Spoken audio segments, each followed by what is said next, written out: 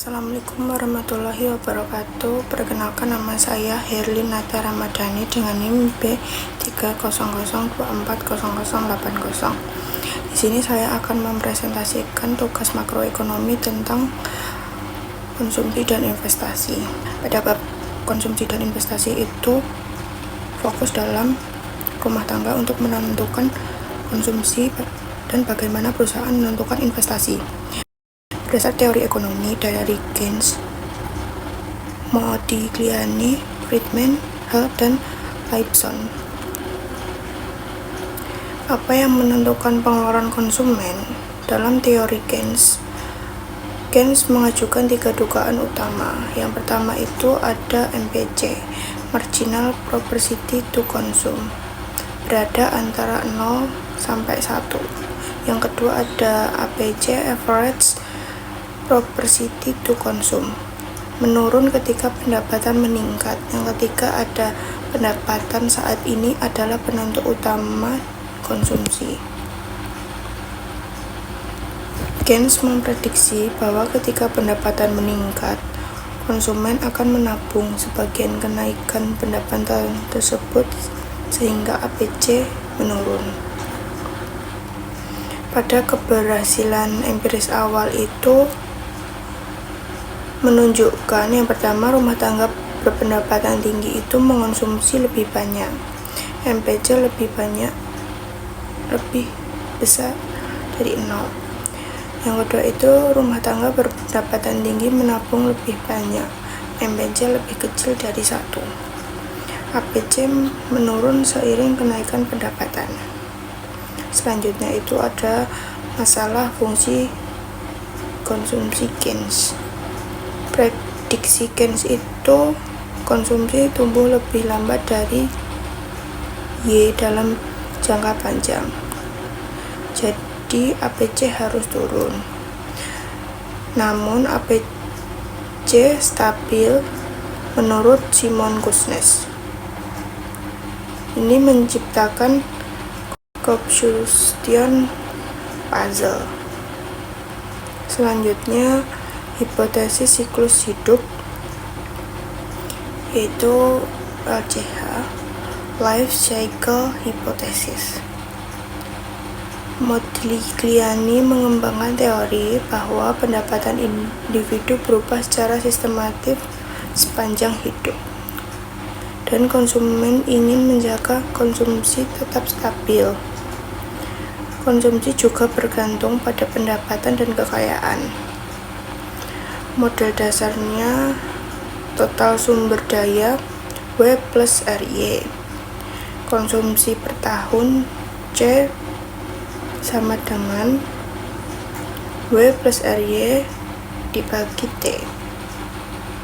Implikasi APC rumah tangga kaya lebih rendah karena W per Y berbeda.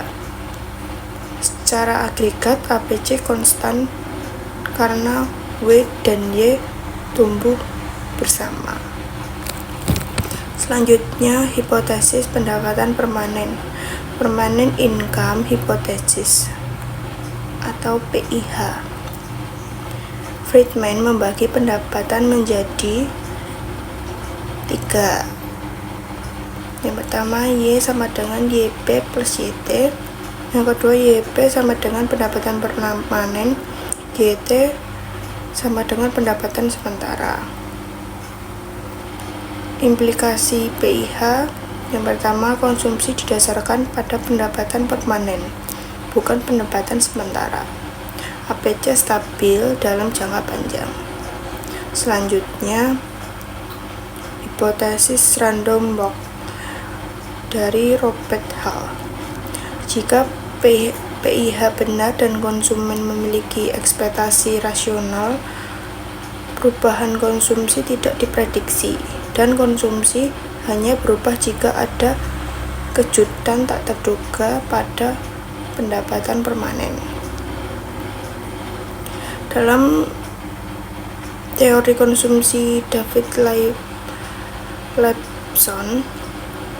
Lipson menunjukkan bahwa banyak orang mengaku kurang menabung dan instant gratification menjelaskan mengapa konsumsi sering berlebihan. Individu bersifat time inconsistent. Contoh pernyataan di atas itu, yang pertama, pilih 1 permen hari ini atau 2 besok. Yang kedua, pilih 1 permen 100 hari lagi atau 2 permen 101 hari lagi.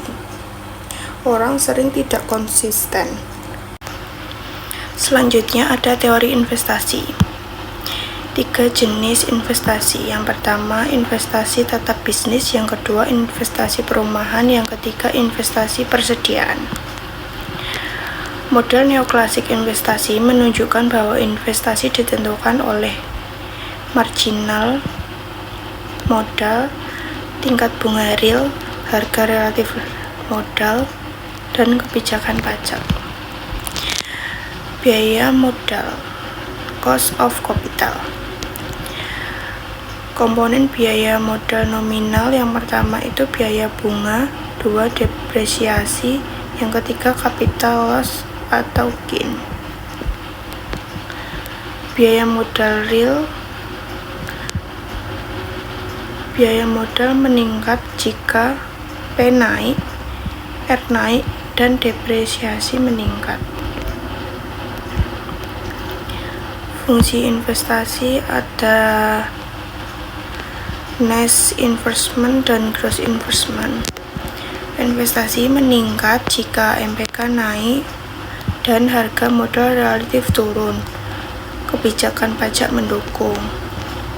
Investasi menurun jika tingkat bunga real naik. Robbins menjelaskan jika Q lebih besar dari 1, perusahaan menambah investasi, dan jika Q lebih kecil dari 1, perusahaan menahan investasi. Yang selanjutnya, pasar saham dan GDP. Perubahan harga saham mempengaruhi ekonomi melalui yang pertama, Robbins, investasi naik atau turun. Yang kedua, efek kekayaan, konsumsi naik atau turun. Yang ketiga, sinyal prospek teknologi, mempengaruhi AS dan pertumbuhan jangka panjang. Selanjutnya, kendala pembiayaan. Beberapa perusahaan tidak bebas meminjam saat resesi. Karena laba turun, pembiayaan sulit.